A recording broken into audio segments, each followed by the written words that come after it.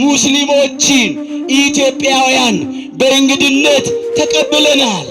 ከየት ተምረው ነው አንዳንዶቹ ዛሬ ወገናቸውን አርደው ጥለው ለጉንዳንና ለውሻ ሚሴ?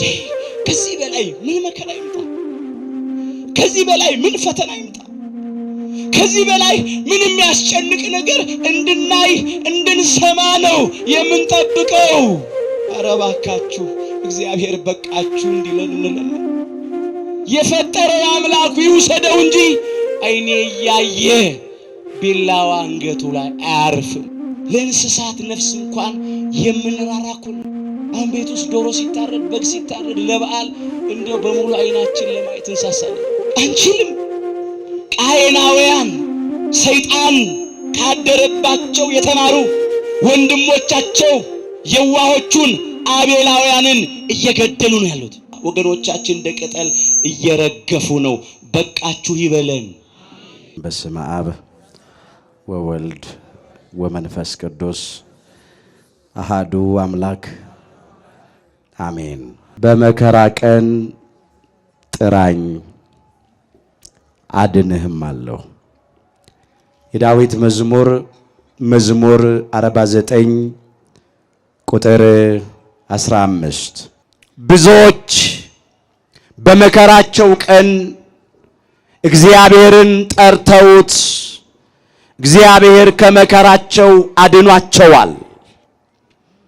በተለይ በቅዱሳት መጻሕፍት ውስጥ እስራኤል ዘሥጋ በመከራቸው ቀን ጠርተውት እግዚአብሔር ምሕረቱን ካደረገላቸው ከመከራ ካዳናቸው ታሪክ መካከል የምናየው በተለይ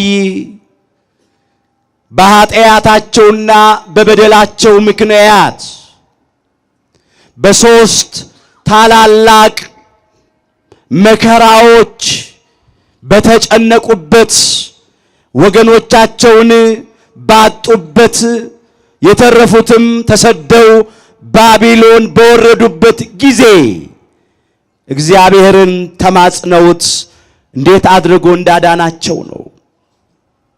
ጥቂት ነገር ላንሳ።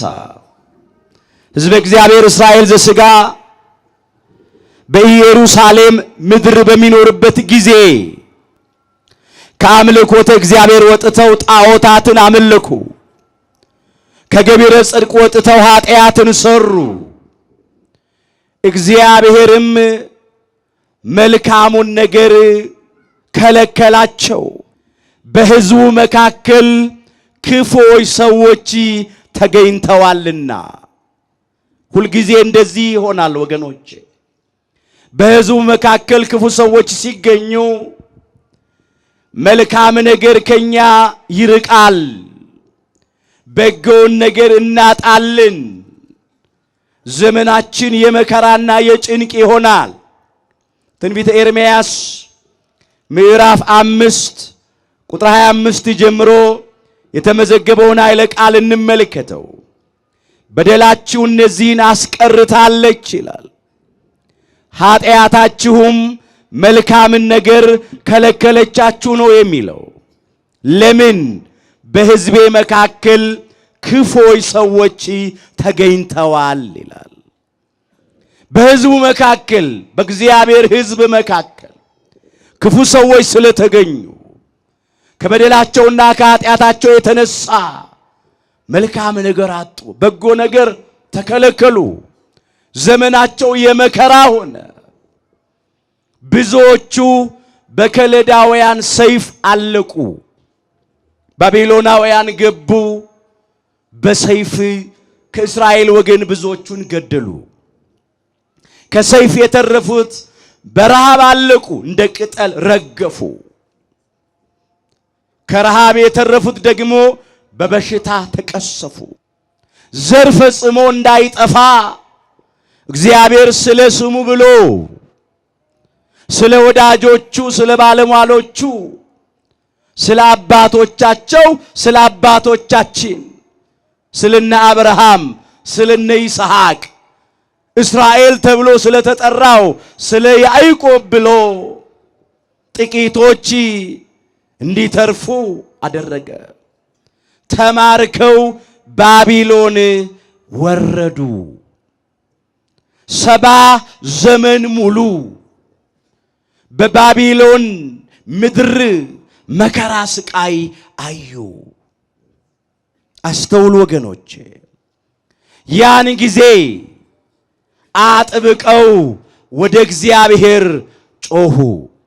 ትንቢተ ኢሳይያስ ምዕራፍ 46 ቁጥር 8 ጀምሮ የተመዘገበውን ኃይለ ቃል እንመልከት። ይህን አስቡና አልቅሱ ይላል። በደላቸውን አስበው እንዲያነቡ ነው። ተላላፊዎቹ ሆይ ንስሐ ግቡ፣ ልባችሁንም መልሱ ነው የሚለው። አቤቱ የሆነብንን አስብ እያለ ተመልከት ስድባችንንም እያለ በሰቆቃወ ኤርምያስ ምዕራፍ 5 ቁጥር 1 ጀምሮ አቤቱ የሆነብንን አስብ ስድባችንንም ተመልከት እያለ ያነባ ነበረ። የሆነብንን አስብ። አዎ የምንለምነው ስለ ጽድቃችን አይደለም አለ። ስለ ስም ብለህ ማረን አለ። ስለ ስም ብለህ ይቅር በለን አለ። ስለ ስም ብለህ እራራልን አለ። በፈረሰው በመቅደስህ ላይ ስለ ራስ ስትል ፊትህን አብራ አለው። ለምን? ቤተ መቅደሱም ፈርሶ ነበር። ባቢሎናውያን በእሳት አቃጥለውት ነበር። የኢየሩሳሌምን ቅጥ አፍርሰው ነበር። ንዋየ ቅዱሳቱንም ማርከው ባቢሎን ወስደው ነበር። ይጠብቃቸው ይረዳቸው መንገድ ይመራቸው የነበረ ሊቀ መላእክት ቅዱስ ሚካኤልም ስለ እስራኤላውያን ማለደ። አቤቱ የሰራዊት ጌታ እግዚአብሔር ሆይ እነዚህ 70 ዓመት ሙሉ የተቆጣሃቸውን ኢየሩሳሌምንና የይሁዳን ከተሞች የማትምራቸው እስከ መቼ ነው ብሎ ለመነ ቅዱስ ሚካኤል።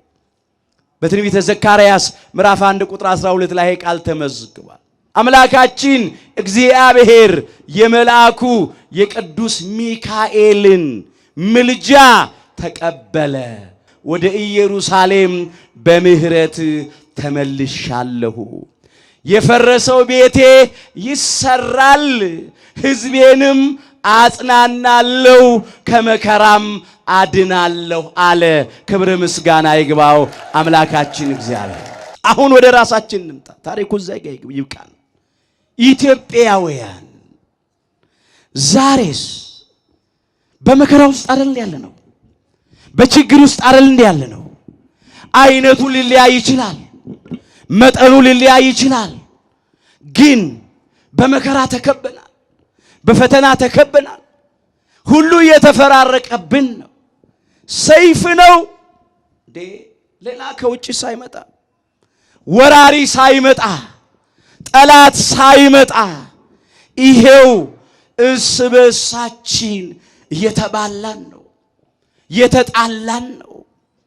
ወገን በወገኑ ላይ ጨክኗል። አንዳንድ ቦታ ኢትዮጵያዊው በኢትዮጵያዊው ላይ ጨክኗል። በአሰቃቂ ሁኔታ ወገኖቻችን እንደ ቅጠል እየረገፉ ነው። በቃችሁ ይበለን። ይሄንን ክፉ የጥላቻ የመለያየት ዘር የዘራ ሰይጣን ዲያብሎስ ነው። የዲያብሎስ ዘር ነው ወገኖች። በሕዝቤ መካከል ክፉዎች ሰዎች ተገኝተዋል አለ። ዛሬም በኢትዮጵያውያን መካከል ክፉ ሰዎች ተገኝተዋል። ምን የሚዘሩ? ጸብ የሚዘሩ፣ መለያየት የሚዘሩ፣ ወገን ከወገኑ ጋራ በሰላም በፍቅር በመተሳሰብ በመደጋገፍ እንዳይኖር የሚያደርጉ ክፉ ሰዎች አሉ። ጥቂቶችም ቢሆኑ ጥቂቶቹ የዘሩት ብዙዎቹን እያፈረሰ ነው ያለው። አዎ እንዳትደነቁ፣ ክፉዎች ካሉ እንደዚህ ነው። እንኳን በቢሊየን የሚቆጠር ሕዝብ በምድራችን ላይ ኖሮ ቀርቶ ገና የሰው ልጆች በምድር ላይ በተፈጠሩበት ዘመን ቃየንና አቤል ከአንድ አብራክ ከአዳም ነው የተከፈሉት። ከአንድ ማህፀን ከሔዋን ነው የወጡት። የአንድ አባት የአንድ እናት ልጆች ናቸው። ነገር ግን ሰይጣን በቃየን ላይ አደረ።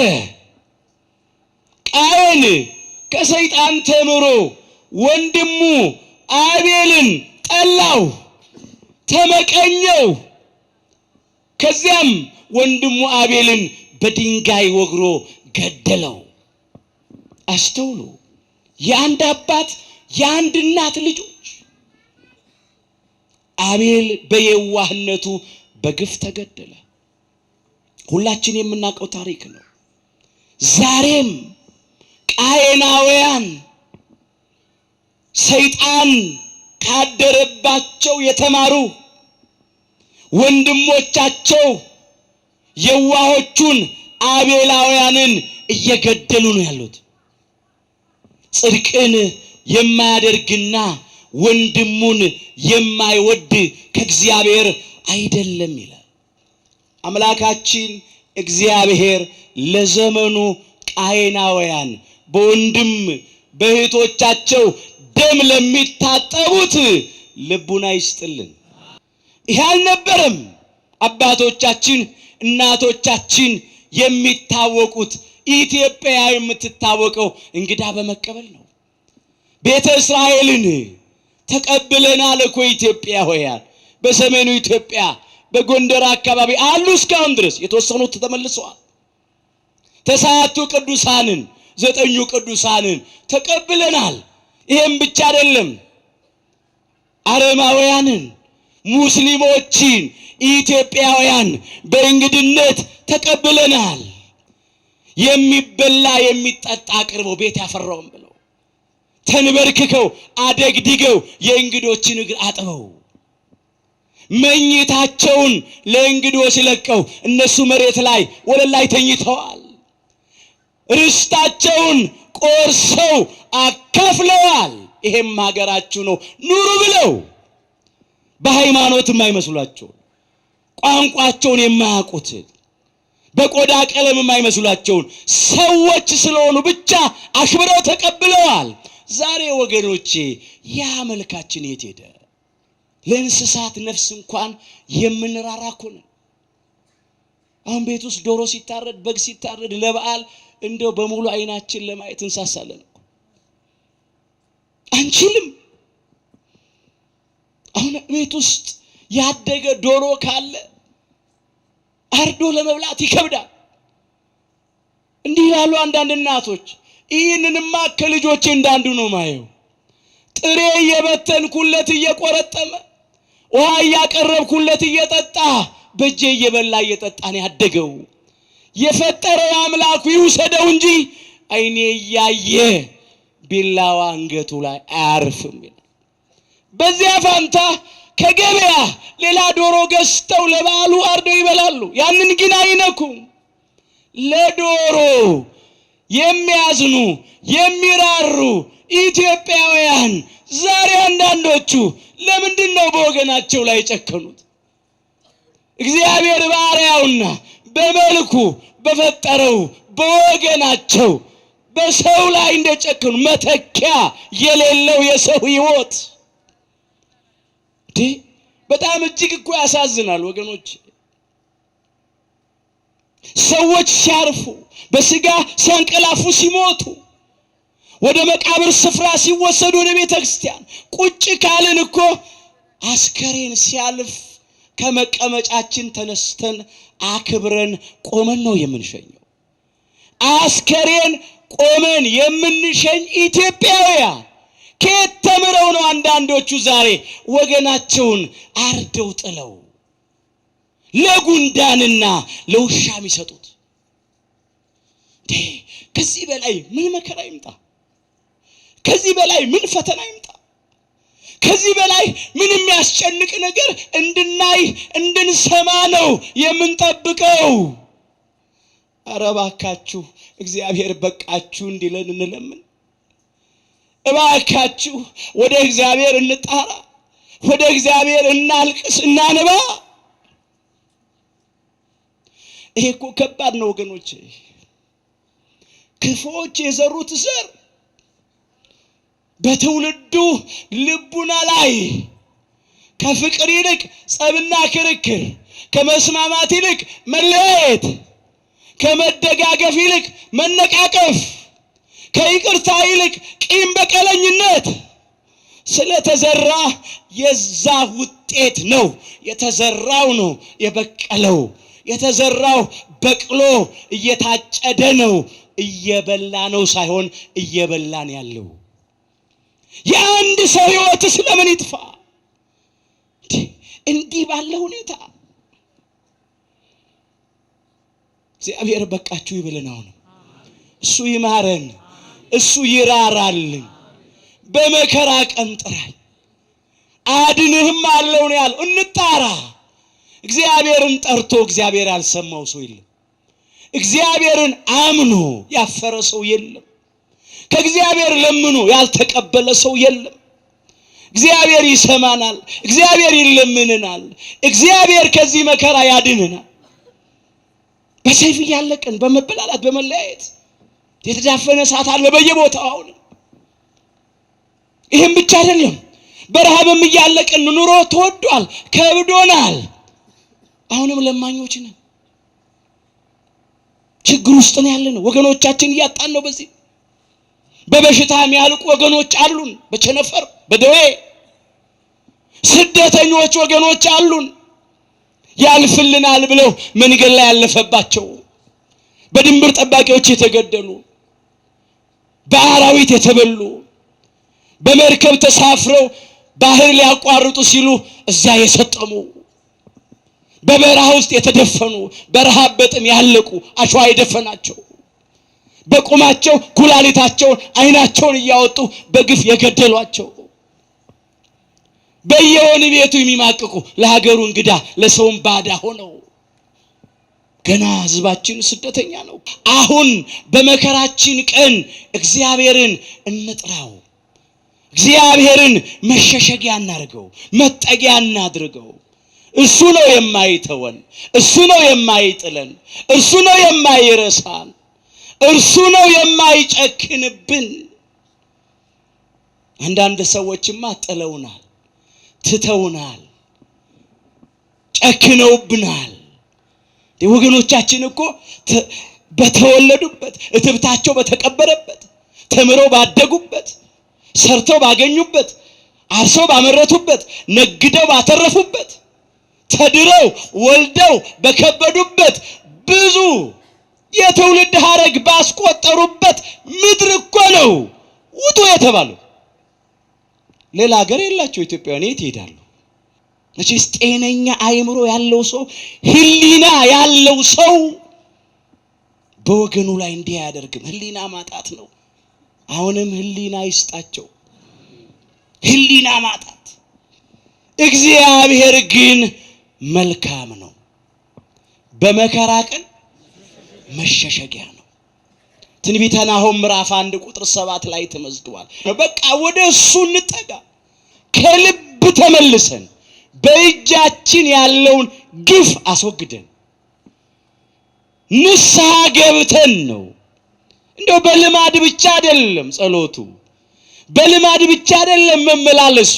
ከልብ በቃ የበደልን ክሰን፣ የወደቅን ተነስተን፣ የረከስን ተቀድሰን፣ የተጣላን ታርቀን፣ ቂም አርግዘን ለበቀል የምንጣደፍ ሰዎች የበደሉንን ይቅር ብለን፣ የበደልን ሰዎች ደግሞ ይቅርታ ጠይቀን፣ ታርቀን፣ እርቅ አድርገን እንጩህ።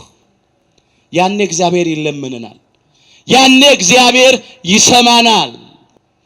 እግዚአብሔር ይሄንን የመከራችን ቀን አሳልፎልን በእውነት ቆመን እንድናመሰግነው በቸርነቱ ይርዳን።